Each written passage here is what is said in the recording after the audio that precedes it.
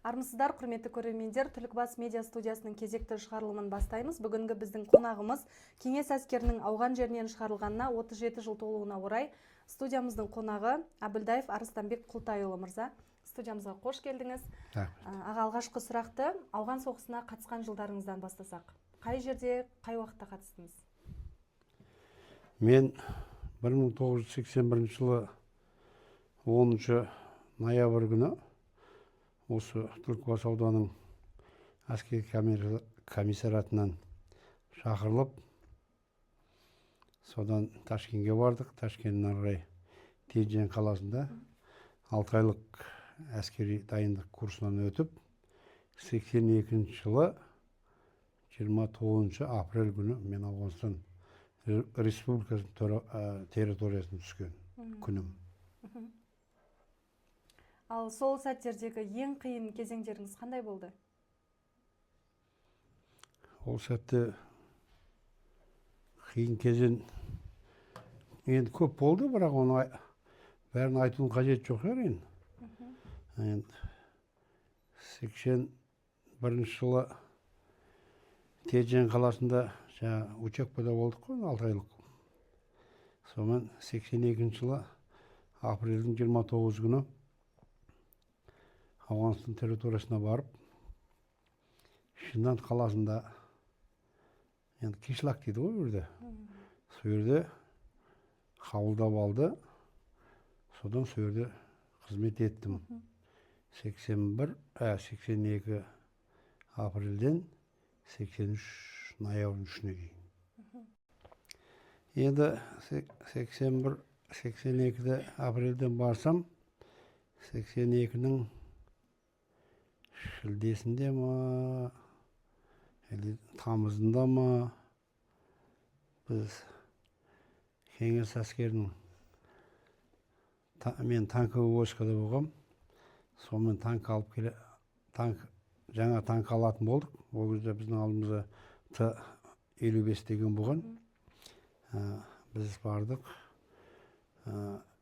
Т-62 деген танкыны алып, 82 жылдың тамыз айында 16-17-сіне біз өзіміздің жаңа Шинан полкына келдік. Одан кейін сол сентябрьдің ба, октябрьдің арасында ма, біз енді сопровождение колония болдыңыз. Негізі біздің міндетіміз жаңа Совет өкімет кірген қару жарақ болсын, жаңа бензин, не анау-мынау, соны біз Шинан қаласынан Қандағар қаласына дейін сопровождениеде болатынбыз. Өрде 2 ай. Енді біздің сұрауымыз 2 айдан кейін қайтамыз, орнымызға басқа барады. Сол кезде енді 80 сентябрьінде, по-моему,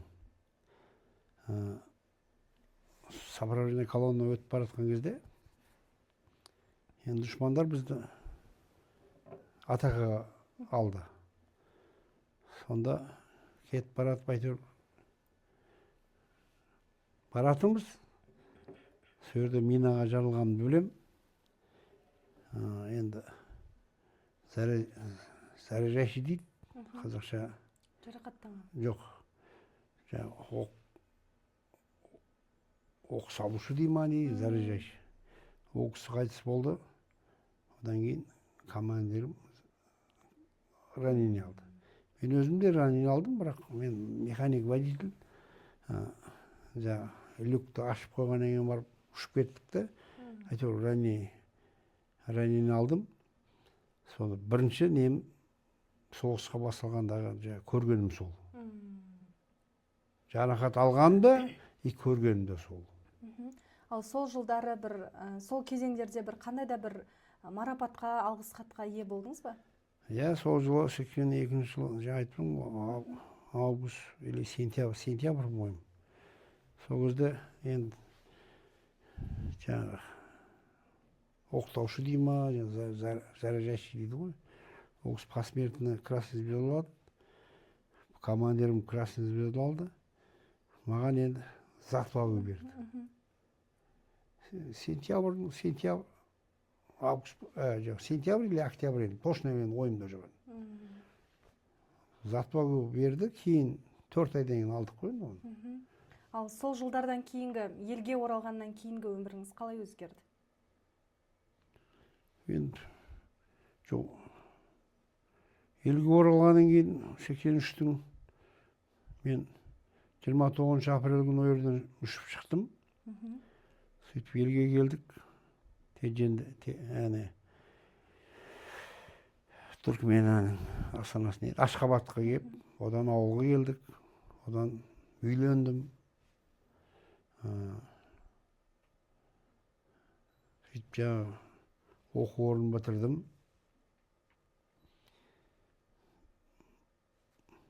Одан кейін білмеймін.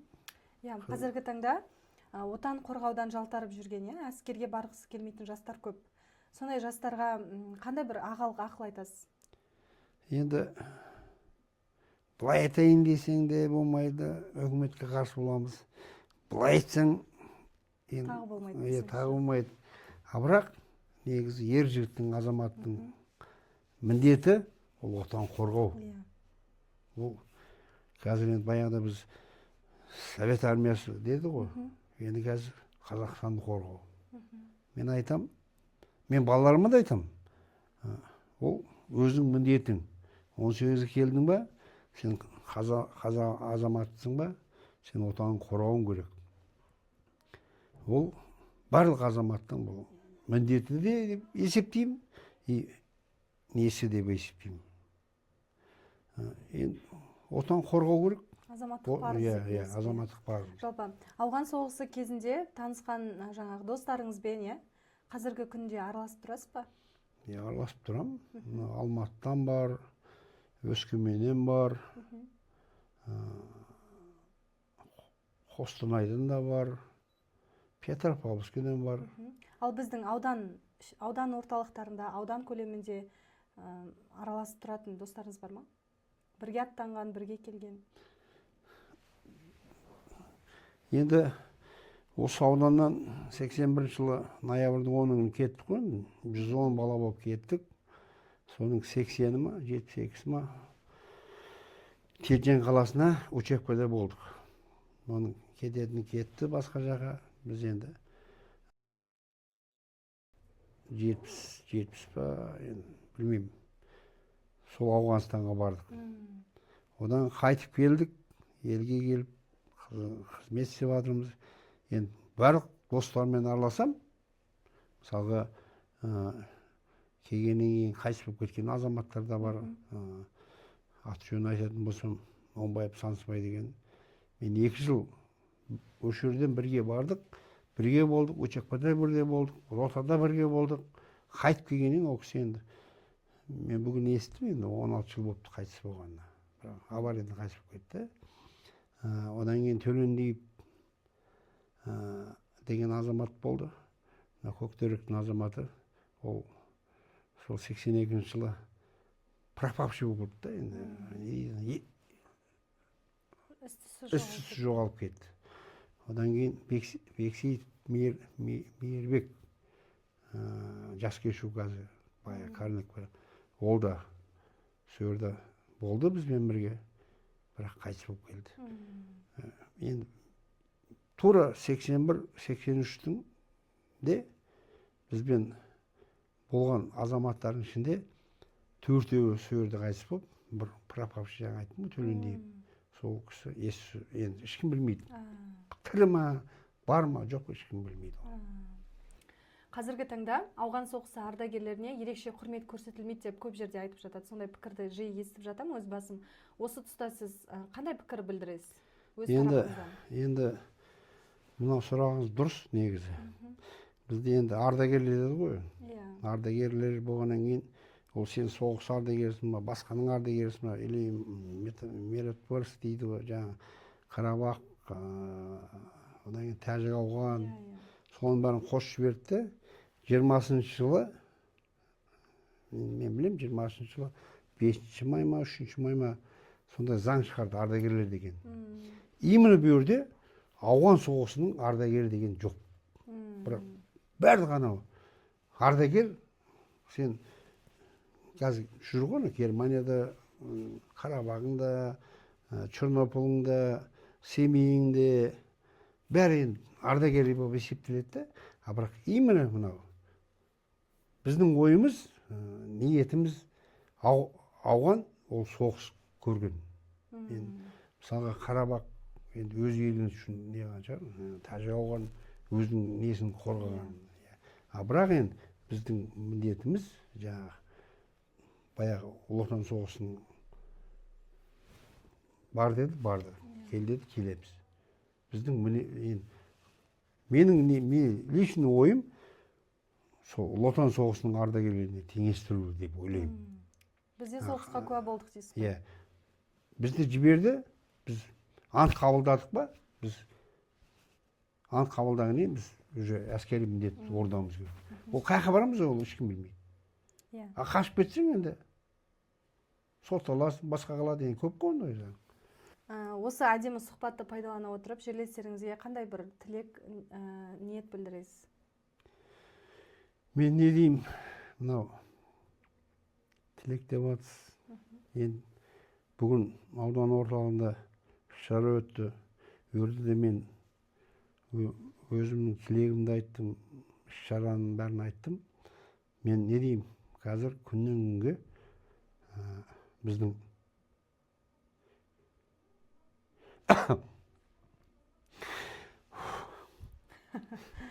Не қылды ағай? қиын. Енді ардагер азайып баратыр. Күннен күнге кетіп баратыр. Маған сол сәл қиналтады. Енді соғыстың зардабы шығар, көргеніміз шығар енді. Бірақ енді жастарға көрсетпей ақ қойсын, біздің көргеніміз. Не дейміз әйтеуір, денсаулығымыз болсын. Бала шаға өсіріп жатырмыз.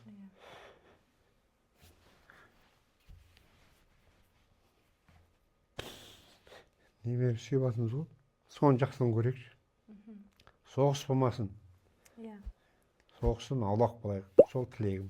Аға, үлкен рахмет сұхбатыңыз үшін. Құрметті көрермендер, біз осымен сұхбатымызды аяқтаймыз. Келесі кездескенше аман сау болыңыздар.